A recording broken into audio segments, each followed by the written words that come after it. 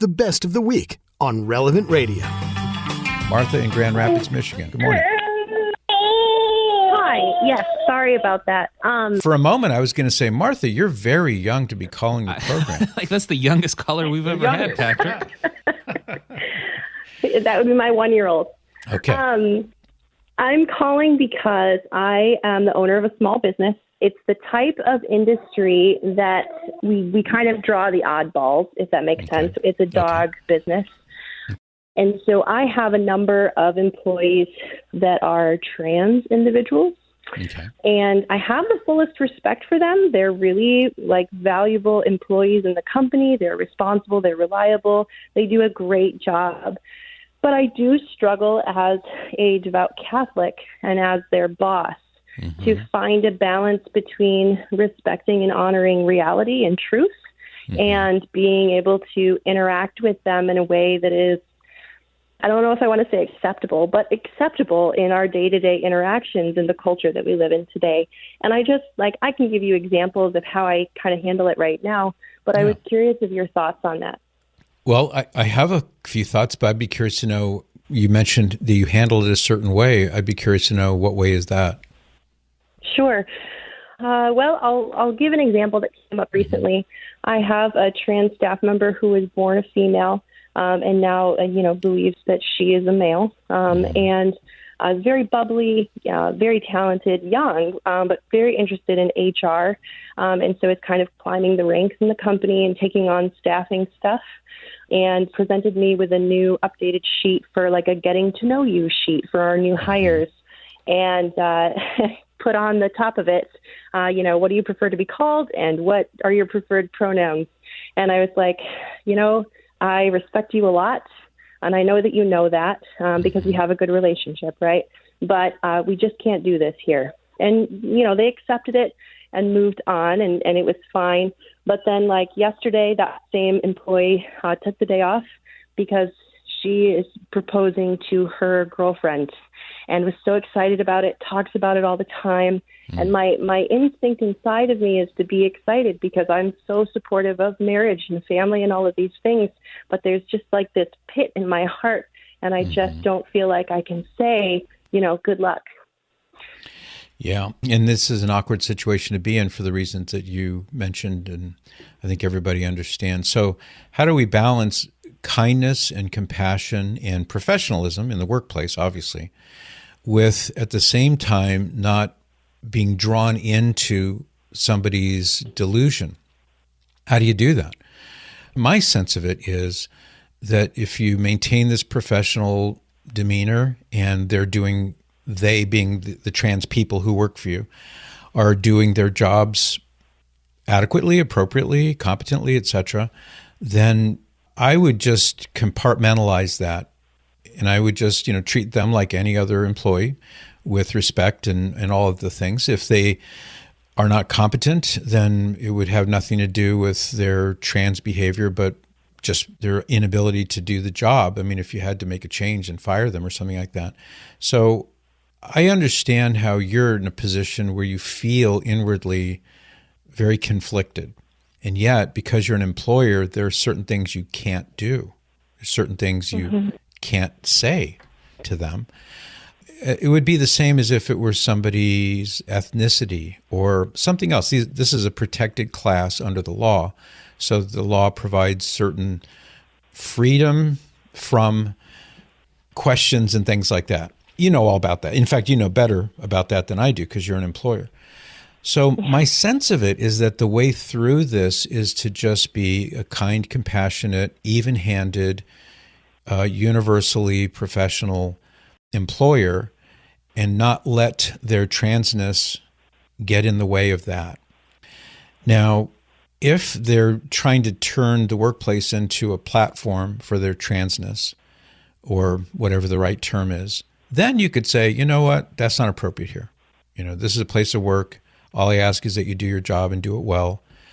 And you're not obligated to say congratulations, or you're not obligated to give a card or, go to a party or anything like that. And if I were in your position, I would probably try to be very arm's length about things like that so that you don't get drawn into a situation where then they complain to the state or, whoever the agency might be, that my employer is harassing me or something like that, the further you can stay away from anything that would create that kind of a situation, the better, if you ask me.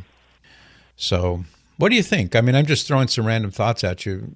How do they ring for you? Do these things sound reasonable to you? Yeah, very much. It sounds like I've kind of been on that track. I feel so bad about it because I do care for these people, and I can just see it going so badly, so fast. Mm-hmm. And I worry about them. Yeah, and rightfully so. They're carrying a humongous burden that they don't even realize. And this is all the more reason to have compassion on them, because, I mean, it's hard for me to even articulate how tragic the situation is, and they don't see it. They see it as a good thing. They see it as a desirable thing. And so I can easily understand your sense of being conflicted and your sorrow at this and not being able to, I mean, in a way, your hands are tied in certain respects. And that's just the nature of the relationship.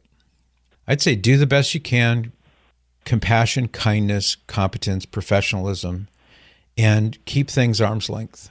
That way you're not liable to being drawn into something that they could turn around and bite you with. Yeah, absolutely. I really appreciate your thoughts on that. It helps affirm where I am. I'll continue to offer it back, hopefully for their souls. Indeed. That's a great way to look at it. In the screening process for prospective employees, is there anything about their appearance or attire, et cetera, in working, I guess, with customers or anything? I mean, is there anything that would prevent you from, saying, well, I don't think you're right for this job? Or is it the kind of work where anybody who meets these certain qualifications could do this job, and it's not like it would have an effect on your customers or dealing with the public or something like that? No, not really. Like I said, it's kind of the industry that draws the oddballs of society. And they're great people. They're kind of awkward and quiet usually to start, and then they kind of warm up over time. And that's any employee that I hire. But we work with dogs, and dogs don't judge, right? So that's kind of it's an all accepting sort of environment, and so those kind of people are drawn to that, and I think it's great. But I'm not necessarily looking to avoid it. I do take very seriously the idea of equal employment opportunities for people that need work. But yeah, it's becoming more and more of a struggle as more and more people show up at the door with these beliefs. And if I have anybody that shows up that seems belligerent about it or very pushy about it, then I tend to steer clear of them, and I'm able to kind of find ways to do that appropriately. But the ones that I have 2 on my staff right now that are they're on like a supervisor level, and they're great. They're great at what they do, and one of them, like, you wouldn't even know. They pull it off, so to speak, so well that people don't even know, and it's just crazy. Well, you sound like you're like a really great boss. They're lucky to have you as their boss. And I know you seek to be compassionate and kind and give respect to everybody. And that's a good thing. We should always strive to do that, and you already know that. So I'm hopeful that this won't cause you any heartburn, but the way you're handling it, the way you're describing it to me, sounds like it's probably the best possible way to go, doing what you're doing. Good. I appreciate that. I appreciate the support, and I would appreciate prayers too. Oh, you got it. You got it. So we'll begin praying for you, Martha, and your employees, and for God's grace and will to be in the doggy salon, when they're getting their... Do you do flea baths there? Do they even do those anymore? Is that a thing? We don't do grooming. We train and do daycare and that sort of thing, so it's all playtime. Yeah. Okay. Doggy daycare. Well... I wish you well, Martha. And, should things change one way or the other, if you ever want to call back and kind of give me an update, I'd be interested. Okay, great. Thank you so much, Patrick, for your time. Like what you just heard? Share it with your family and friends. And thanks for listening.